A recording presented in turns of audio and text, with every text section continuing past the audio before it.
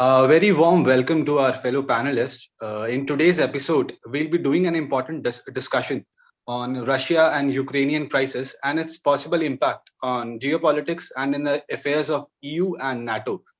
So, for the past few weeks, we have been witnessing key diplomatic meetings have been going on between Russia, US, and NATO, and to an extent of EU also. The EU bloc has been complaining that their bloc is being sidelined in these important discussions. So, therefore, today EU members met in Brussels today and were joined by US Secretary of State Mr. Antony Blinken by video link. It is important to note here that the crisis didn't just started suddenly. Rather, it was galvanized after the annexation of Crimea by Russia back in 2014. So the thing is that ever since the collapse of the USSR, NATO has been expanding into its eastward, and since then, various ex-Soviet states have joined NATO, which is a military alliance headed by US.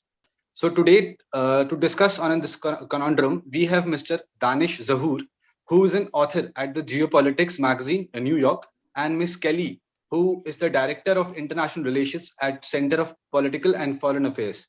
So we'll just begin with our discussion. And my first question to Mr. Danish is, Danish, following the Germany Navy's resignation after his comments in New Delhi that Putin deserves respect and he should be respected, and the Kremlin thing that,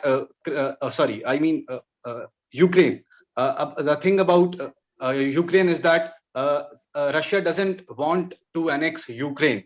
Rather, by Russia, I quote Putin, and that he deserves the kind of respect that he wants. And Crimea is never going back to Ukraine. And there are reports that Germany is blocking Estonian arms supply to Ukraine. So in this context, how do you see the future of this crisis?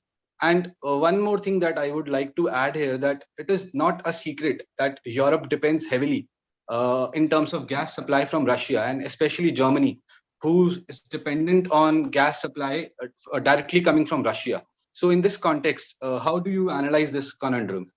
So I think one of the most important things to consider here is that Putin is geopolitically very sound as a leader, and he understands the fact that having NATO or the US, any US-led grouping close to its borders in Russia is going to be a huge threat in the future, and that is one important layer of this whole situation.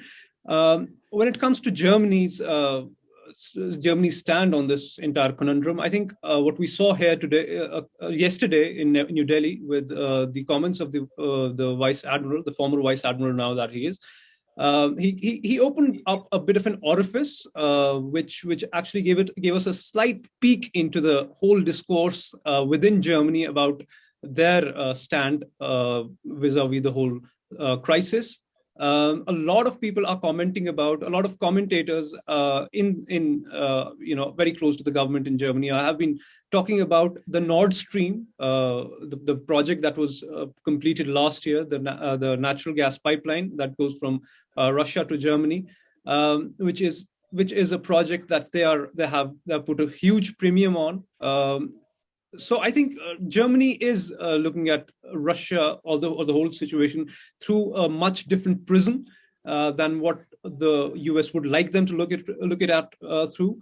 The fact that even President Biden a couple of days ago has acknowledged that there could be a sort of an infighting within NATO amongst their own allies about how to deal with the situation. It also indicates the fact that there could be some cracks in NATO with respect to this situation. And Vladimir Putin, being the kind of shrewd geopolitical leader that he is, he will do his best to exploit all the cracks, to exploit any kind of disharmony that emerges in the EU and the NATO.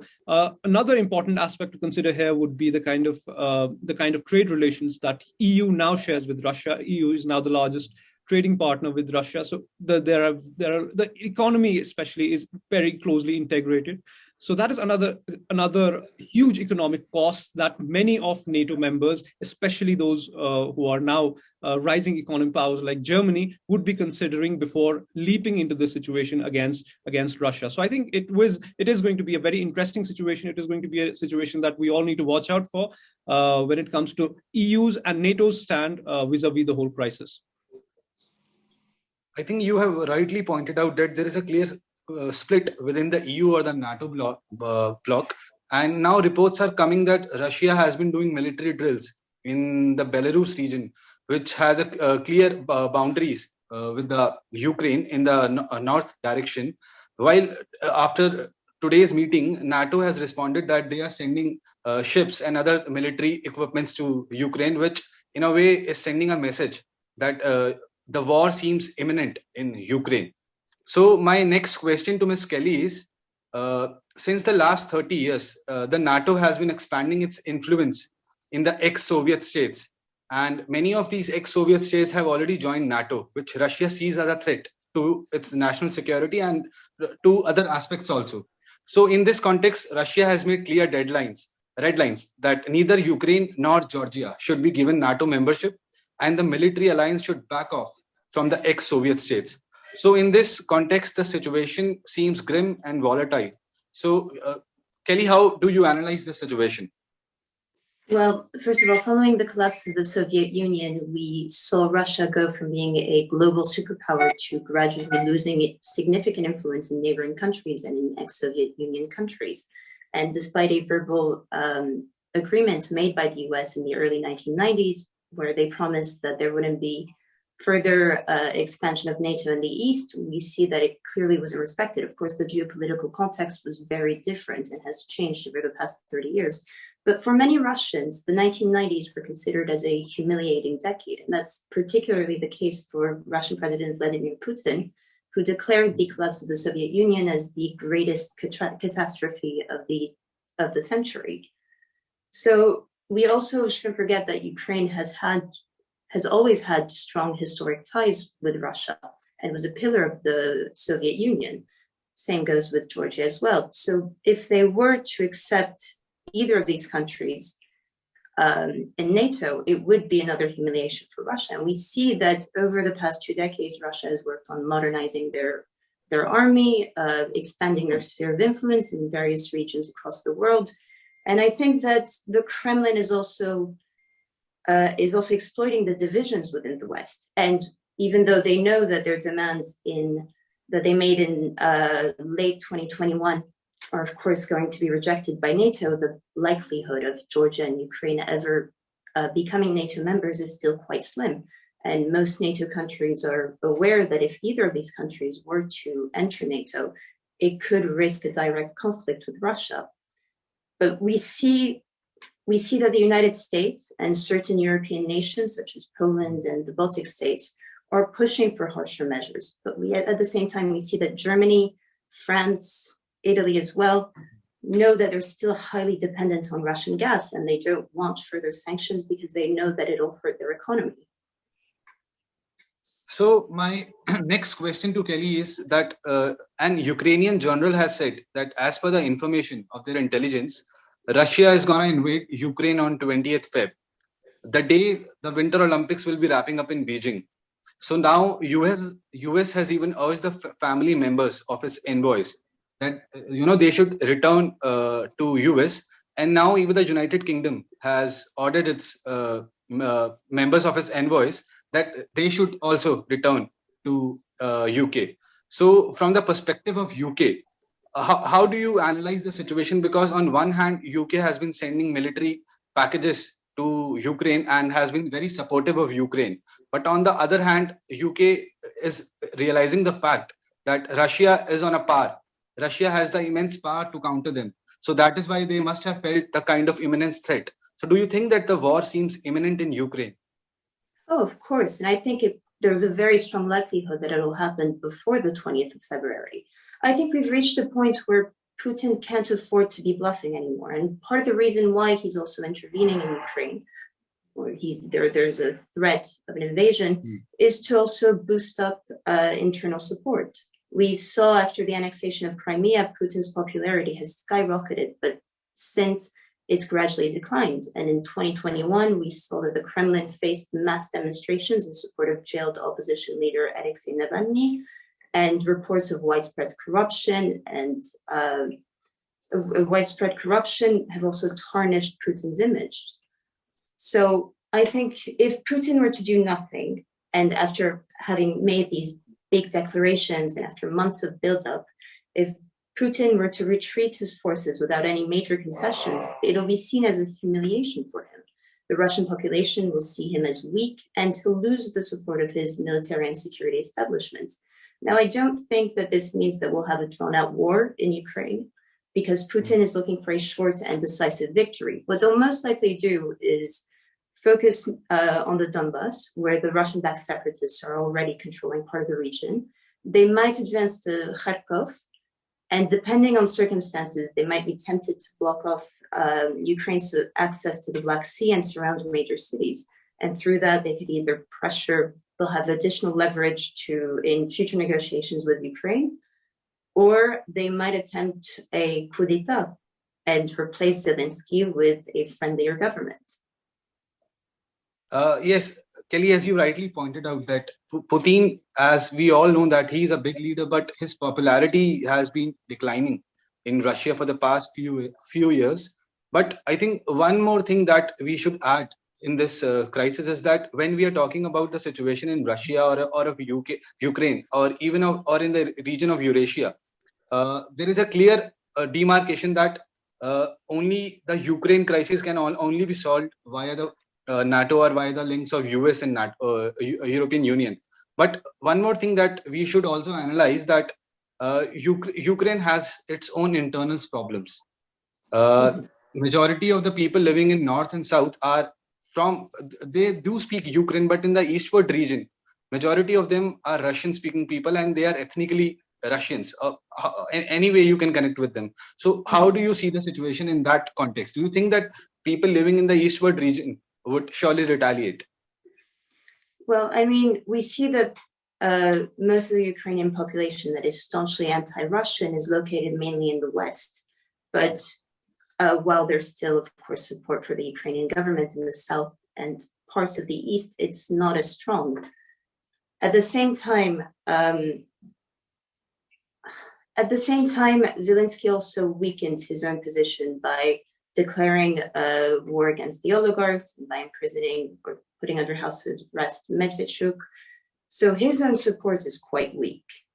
And as I said, I don't think that it's going to be a full invasion of Ukraine, but they can annex part of the region, and then they'll use the South as leverage against Ukraine afterwards in future negotiations.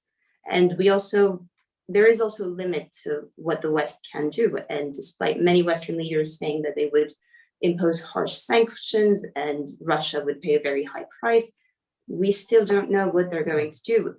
The most prominent sanction that they could have imposed would have been excluding Russian banks from the SWIFT global payment system, but that's already been abandoned a couple of days ago. There were also talks of having additional sanctions on Russian banks, but we see that Germany is firmly against it. They're even against imposing additional sanctions in Nord Stream 2. So we're left to wonder, what can the West do in order to contain Russian aggression in Ukraine? Thank you, Kelly, for sharing your valuable opinion. My last question to Danish is, Danish, from New Delhi's perspective, Russia and India enjoys cordial relations since India's independence. And now for the past few years, New Delhi has been merging or allying with the US in Indo-Pacific in a way to counter China's expansionism agenda. So how would New Delhi react to this? Because when Russia back in 2014 annexed Crimea, New Delhi did not criticize the move and said Moscow had its own strategic interest. So in this light, how would New Delhi react to this conundrum? I think in the immediate future, we can only expect a a sort of a diplomatic statement, if any, we get from the Foreign Office. We could expect a statement like on the lines of peaceful negotiations of all issues in the region. But I think if we look at the larger horizon, the larger scheme of things, if India's position in this region is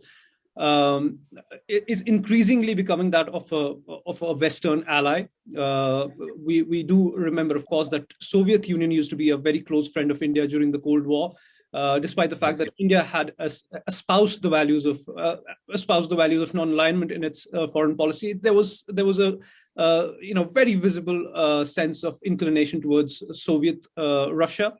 But ever since the end of the Cold War, there has been an increasing proximity with the West that Indian foreign policy has been showing visibly, quite evidently, especially with the US.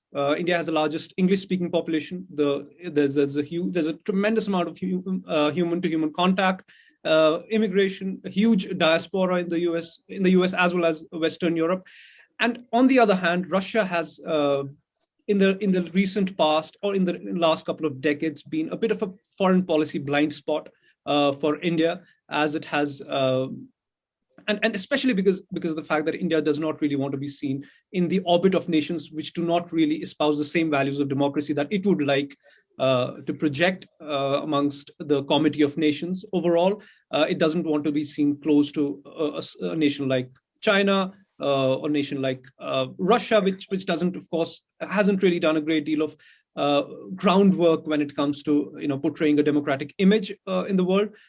So I think India's position in the longer run will be more inclined towards the Western democracies. They of course are a very important member of the Quad, for instance. So in terms of international alliances, India would prefer to be in the orbit of nations like South Korea, Japan, United States, Western Europe, rather than a country like Russia. And in the recent past, I think Russia has also been courting attention of the Muslim world. So again, there's a bit of a foreign policy divide that would become a little bit more palpable in the times to come. So I think by and large, of course, in the shorter run, India will walk a diplomatic tightrope, but in the larger scheme of things, I think India would want to distance itself away from nations like Russia and come closer to the West, to US, and of course the European Union. Yes, as Danish rightly pointed out, that New Delhi would, in a way, maintain its diplomatic stand, in a way that they do not want its relations to get hampered by this diplomatic crisis. And I think we have mainly discussed key agendas of these talks. And thank you so much, fellow panelists, for sharing such important views. And I would like to thank Mr. Danish for organizing this important discussion, and Ms. Kelly for taking out her precious time and talking to her. Thank you so much. Thank you very much. Thank you. Thank you, Kelly.